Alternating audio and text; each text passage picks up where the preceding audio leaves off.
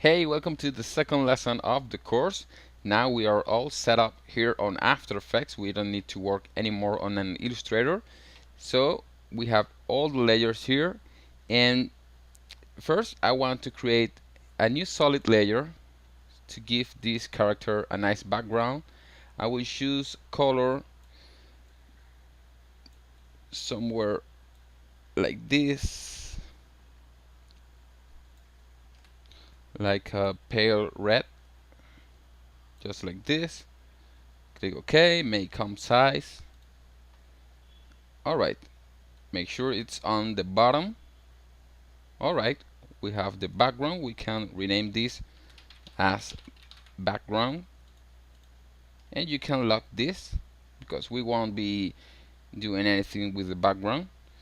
And now it's time to add the effect that will make everything look like it has some depth, because right now all we have is a very nice vector illustration, but you can see that we don't have any depth and we don't have anything that make us think that it's on 3D. So that's what this effect is all about, and it's actually quite simple to get. All we have to do is the next. We are going to take all these layers and we're going to click here on this cube. You can see that it's called 3D layer. Now this is what makes the layers look 3D.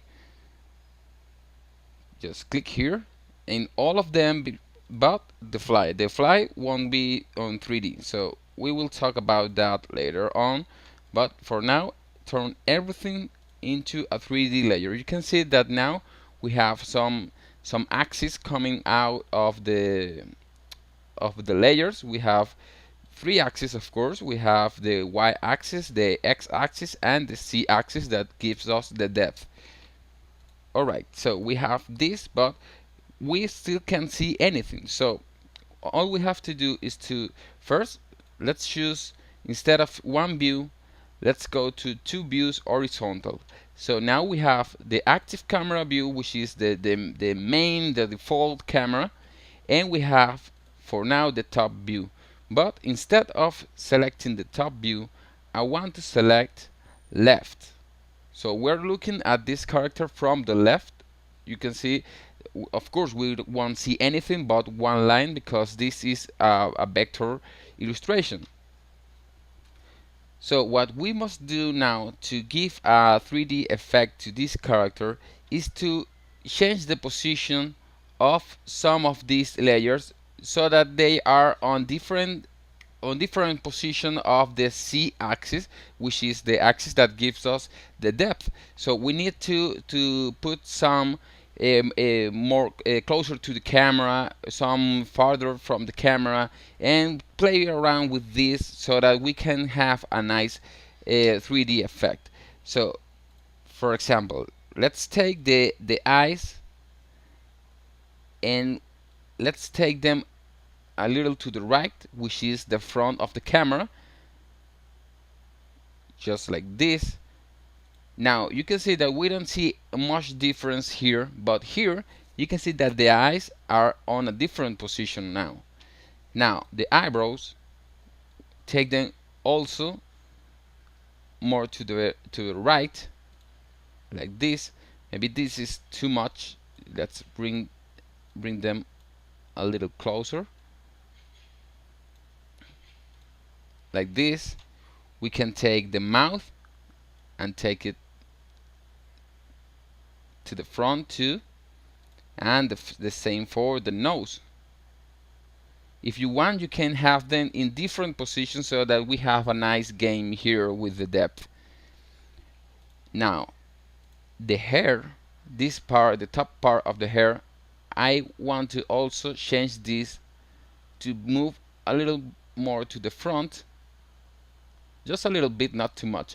Now if you move the hair to the front, this will happen, so we need to move this also on the y-axis, just a little bit, like this, maybe even less, just like this. Okay, now we move the eyebrows, the nose, the eyes, we move the mouth, and of course we have to move the other mouth, the surprised mouth. Put this in the same position. Alright, the hair. And now let's move. We can leave the head where it is so that it's like the anchor point for everything else. And now we're going to move the ears, but instead of moving them to the front, I want to move them to the back of the head like this.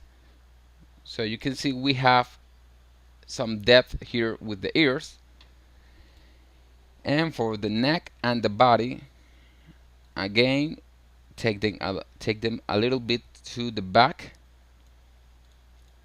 Maybe the body is just a little bit farther, like this. So you will have all these weird looking lines, which is actually this illustration, but of course it's a flat vector illustration. It's not actually 3D, so you won't see anything here but lines.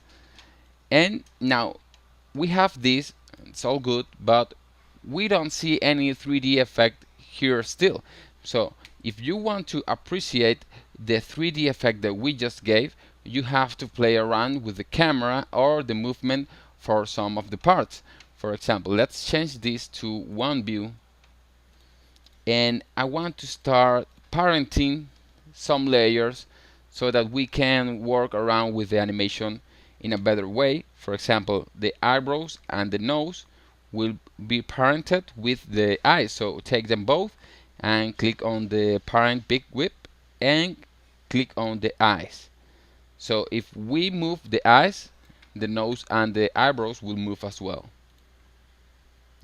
The mouth is good like that. We can parent the mouth to the head. We can parent the hair to the head too.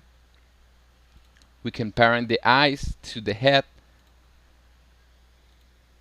Now the ears will be parented to the head, and the neck and the body will be also parented to the head. So everything, basically everything, will be parented to the head, but the eyebrows and the nose will be parented to the eyes, so that if we move the eyes to somewhere, the eyebrows and the nose will move as well. So now that you have this, I want to show you how the 3D effect looks. Let's bring a little closer. Now I want to move the head, so I'm going to open this and click on the transform attributes, and you will see that because it's a 3D layer, we have some different options for the position. We don't have only the X and the Y, but we have also the Z axis. So if we move this, we are moving everything into the Z axis.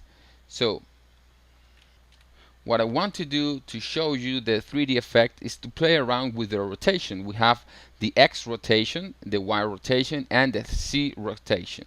So if you move everything, you will start seeing the 3D effect. You can see that now we have some depth here with the eyes and with the head. If we move this here, of course, if you move this just a little bit like this, you can see a nice 3D effect, and the same goes if you move this as well. So you can see that if we move this, we have a nice 3D effect. So in fact, I'm going to, let's set this to 0. I'm going to move the hair a little closer so that we don't get any weird effect, just like this. Alright, now we can play around again with the effect, and you will see that we have some nice looking 3D effect. So you can play around with the position of some of the parts. I think it's good like this as it is right now. And we can also add a camera. In fact, we have to do this to continue with this course, but well, let's create a camera. And for the camera, if you go to the transform and change the position, you can see that we also are creating a 3D effect. You can see if we move this, we get some sort of 3D effect. And you can see that we are actually not working with any 3D layers, but we are just playing around with the position of some of the layers. So it's a pretty cool effect that we are getting. You can see if we move on the y-axis, we get something like this, which looks pretty nice. So that's basically how this 3D effect works on After Effects.